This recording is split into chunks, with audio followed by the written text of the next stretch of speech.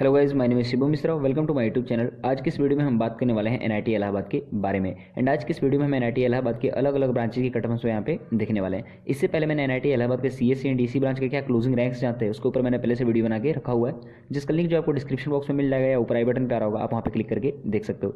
And आज की इस वीडियो में मेनली 4 ब्रांचेस के ऊपर बात करने वाले हैं। Electrical engineering, civil engineering, mechanical and chemical engineering के ब्रांचेस की क्या क्लोजिंग रैंक्स जाते हैं एनआईटी इलाहाबाद के लिए, उसके ऊपर हम सब बात करने वाले हैं। सर वीडियो काफी इन्फॉर्मेटिव होने वाला है, तो वीडियो को पूरा देखिएगा। एंड अगर वीडियो पसंद आए तो वीडियो को लाइक करें, शेयर करें एंड हमारे चैनल को जरूर सब्सक्राइब करें। सो वीडियो शुरू करूँ उससे पहले मैं कट ऑफ से रिलेटेड कुछ बातों को क्लियर कर देना चाहता हूँ, जिससे आपको आगे वीडियो में कोई भी कंफ्यूजन ना रह जाए। ये जो मैं आपको कट ऑफ बता रहा हूँ, ये लास्ट ईयर का कट ऑफ है, मींस 2021 का। इसके अलावा जूसा के लास्ट राउंड का कट ऑफ मैं आपके साथ शेयर कर रहा हूँ, मींस 6th राउंड का कट ऑफ के ऊपर हम सब बात करने वाले हैं। इसके अलावा हम सब सारे ही कैटेगरीज के कट ऑफ यहाँ पे देखेंगे। General, EWS, OBC, SC and ST, home state and other state, दोनों कट ऑफ के ऊपर हम सब बात कर रहे होंगे यहाँ पे।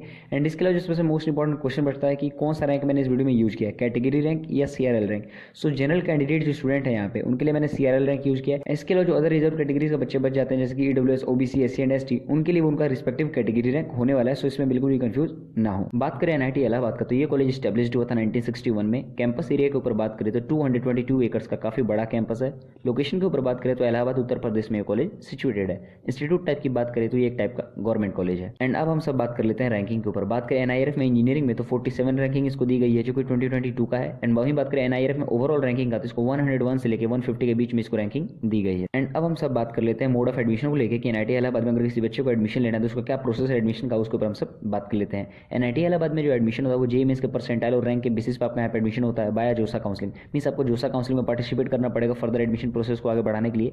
इसके अलावा जो सीट्स वेकेंट रह जाती है जोसा काउंसलिंग के बाद भी, उसके लिए सीसेप का स्पेशल राउंड कराया जाता है, जिसके बेसिस पे आपको वहाँ पे एडमिशन हो सकता है। एंड अब हम सब बात कर लेते हैं फी स्ट्रक्चर का एनआईटी इलाहाबाद का। बात करें ट्यूशन फीस का, देन 1.63 लाख पर ईयर आपका यहाँ पे सिर्फ ट्यूशन फीस लगने वाला है। इसके अलावा बात करें हॉस्टल फीस का, देन 24,000 पर ईयर आपका यहाँ पे हॉस्टल फीस लगेगा। इसके अलावा बात करें मेस फी का, देन 40,000 पर ईयर आपका यहाँ पे सिर्फ मेस फीस लगने वाला है। बात करें फी वेवर को लेकर, मींस आपको एनआईटी इलाहाबाद में कौन कौन सी स्कॉलरशिप दी जाती है उसके ऊपर हम सब बात कर लेते हैं। अगर आप एससी, एसटी एंड पीडब्ल्यूडी इन तीनों कैटेगरीज में से किसी एक कैटेगरी से अगर आप बिलोंग करते हैं, देन आपको यहाँ पे इस कॉलेज में 100% ट्यूशन फी वेवर मिलता है। मींस जो आपका ट्यूशन फीस लगने वाला था 1.63 लाख पर ईयर आपको बिल्कुल माफ हो जाएगा। एंड ये जो सिर्फ स्कॉलरशिप मिलता है सिर्फ ट्यूशन फीस में मिलता है, बाकी हॉस्टल फी में भी आपको अलग से पे करना पड़ेगा। एंड इसके अलावा जो बच्चे जनरल और ओबीसी कैटेगरी से बिलोंग करते हैं उनको भी 100% ट्यूशन फी वेवर मिलता है, बट उसके लिए कुछ क्राइटेरिया है। अगर आपके पेरेंट्स की जो इनकम है 1 लाख पर एनम से कम है, देन आपको यहाँ पे 100% ट्यूशन फी वेवर मिलता है। इसके अलावा अगर आपके पेरेंट्स की जो इनकम है 1 लाख से लेकर 5 लाख के बीच में है, देन आपको यहाँ पे 2/3 रिविजन मिल सकता है ट्यूशन फी वेवर में। इसके अलावा बात करें जो स्कॉलरशिप आपको दी जाती है सिर्फ ट्यूशन फी में मिलती है,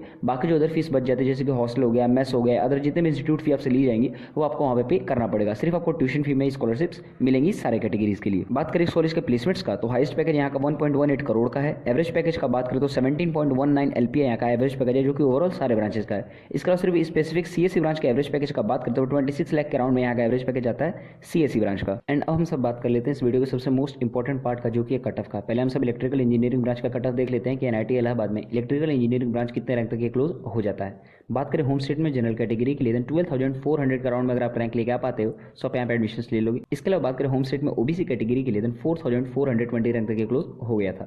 इसके अलावा बात करें अदर स्टेट में जनरल कैटेगरी के लिए, देन 12,648 रैंक तक ये क्लोज हुआ था। वहीं बात करें ओबीसी कैटेगरी के लिए अदर स्टेट में, देन 4,129 रैंक तक ये क्लोज हो गया था। बाकी अदर कैटेगरीज का चाहो तो आप पॉज करके यहाँ पे देख सकते हो। एंड अब हम सब बात कर लेते हैं सिविल इंजीनियरिंग ब्रांच का क्या कट ऑफ जाता है एनआईटी इलाहाबाद के लिए, उसके ऊपर हम सब बात कर लेते हैं। बात करें होम स्टेट में जनरल कैटेगरी के लिए, देन 23,000 रैंक तक ये क्लोज हो गया था। इसके अलावा बात करें होम स्टेट में ओबीसी कैटेगरी के लिए, देन 7,433 रैंक तक ये क्लोज हुआ था। वहीं बात करें अदर स्टेट में जनरल कैटेगरी के लिए, देन 27,329 रैंक तक ये क्लोज हो गया था। इसके अलावा बात करें ओबीसी कैटेगरी के लिए अदर स्टेट के लिए, देन 8,323 रैंक तक ये क्लोज हो गया था। एंड अब हम सब बात कर लेते हैं मैकेनिकल इंजीनियरिंग ब्रांच के कट ऑफ के बारे में। बात करें होम स्टेट में जनरल कैटेगरी के लिए, देन 17,332 रैंक तक ये क्लोज हो गया था। इसके अलावा बात करें होम स्टेट में ओबीसी कैटेगरी के लिए, देन 6,279 रैंक तक ये क्लोज हो गया था। अब हम सब बात कर लेते हैं अदर स्टेट में जनरल कैटेगरी के लिए, देन 18,047 रैंक तक ये क्लोज हुआ था।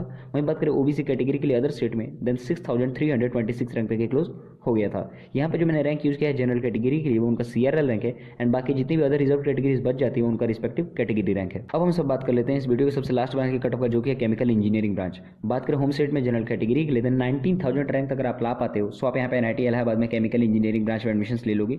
इसके अलावा बात करें होम स्टेट में ओबीसी कैटेगरी के लिए, देन 7,000 रैंक तक आपका रैंक होना चाहिए सो आप यहाँ पे एडमिशन ले लोगे। एंड वहीं बात करें अदर स्टेट में जनरल कैटेगरी के लिए, देन 23,000 रैंक तक यहाँ पे एडमिशन हुए थे। इसके अलावा बात करें अदर स्टेट में ओबीसी कैटेगरी के लिए, देन 7,380 रैंक तक यहाँ पे एडमिशन सक्सेस हुआ था। बाकी अदर कैटेगरीज का आप चाहो तो पॉज करके यहाँ पे देख सकते हो। सो यहाँ पे मैंने डिटेल में एनआईटी इलाहाबाद के अलग अलग ब्रांचेस की कट ऑफ आपको अच्छे से समझा दिए। इससे पहले मैंने सीएससी एंड डीसी ब्रांच का क्या कट ऑफ जाता है एनआईटी इलाहाबाद के लिए, उसके ऊपर भी मैंने पहले से वीडियो बना के रखा हुआ है, जिसका लिंक जो आपको डिस्क्रिप्शन बॉक्स में मिल जाएगा। अगर ऐसा ही सेम वीडियो और आप किसी और कॉलेज के ऊपर चाहते हो देना मुझे कमेंट में बता सकते हो। एंड होप करता हूँ वीडियो पसंद आएगा तो वीडियो को लाइक करें, शेयर करो एंड हमारे चैनल को जरूर सब्सक्राइब करें। Thank you.